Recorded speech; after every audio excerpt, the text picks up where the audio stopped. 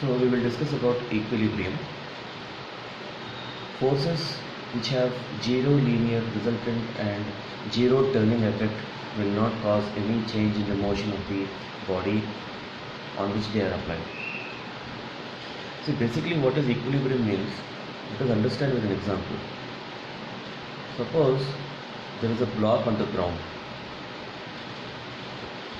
I apply 10 Newton force here. I apply another 10 Newton force here in that opposite direction. Will this block move? The block will not move because there is no net force acting on the block. So there is no motion in the object even though there are forces acting on it. The force in the left side is balancing the force on the right side. So this type of situation is called equilibrium. You can have another situation like you have a weight of the body and there is a reaction, so they are balancing each other. Okay, suppose you have a situation like this, that you apply 10 Newton here,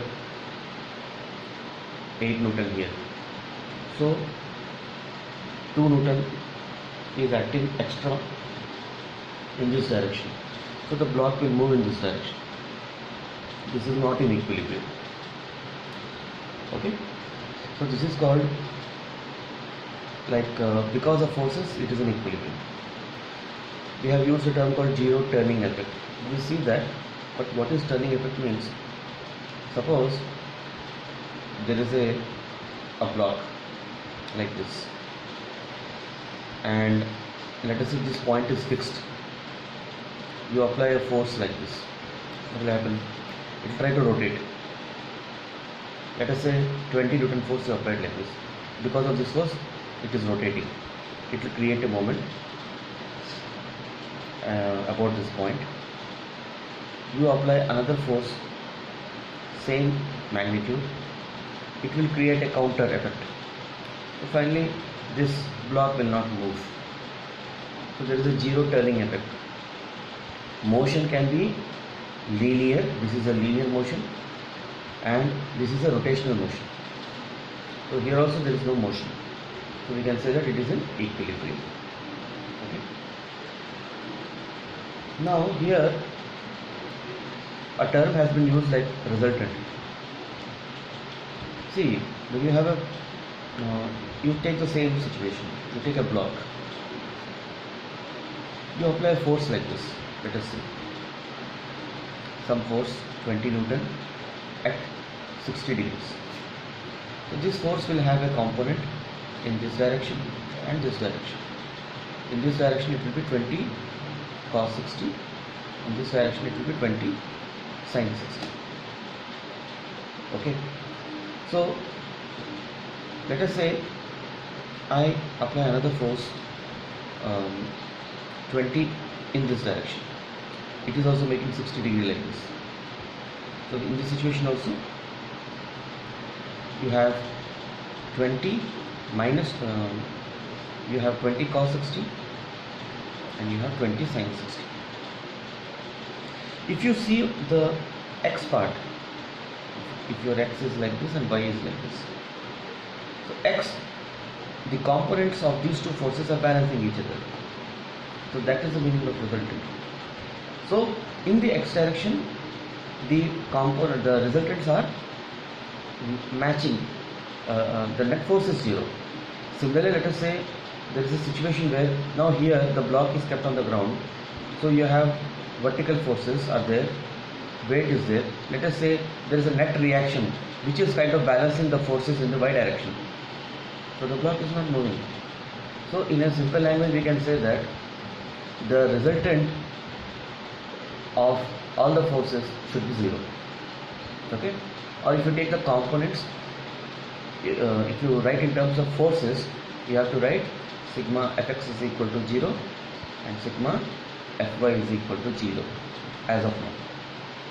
Sigma fx is equal to 0 means sum of all forces in the x direction should be 0.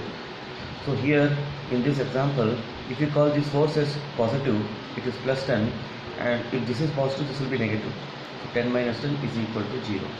sigma fx is equal to 0, sigma fy is equal to 0. This is the condition for equilibrium. Regarding the rotation aspect, we will see separately, but as of now you understand that these two conditions has to be satisfied to say that an object is in equilibrium. Now equilibrium are of three types. Equilibrium, if you write about equilibrium,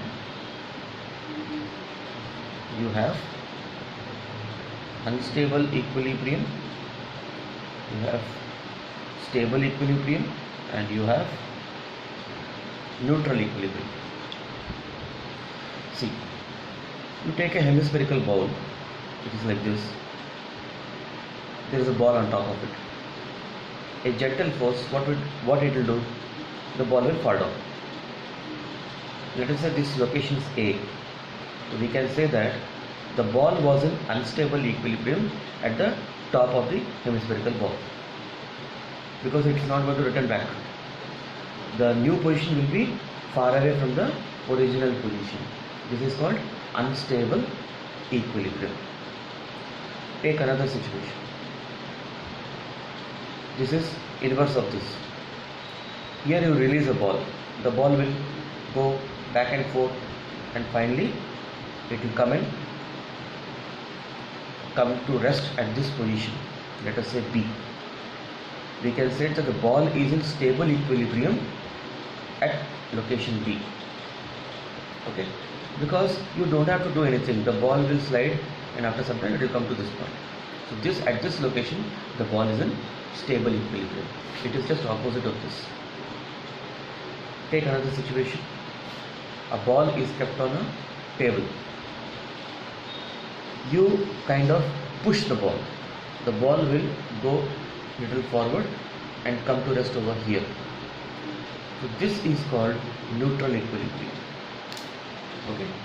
Once you push it, the ball will go up to some distance, and there it will come to rest, and there it will be in equilibrium.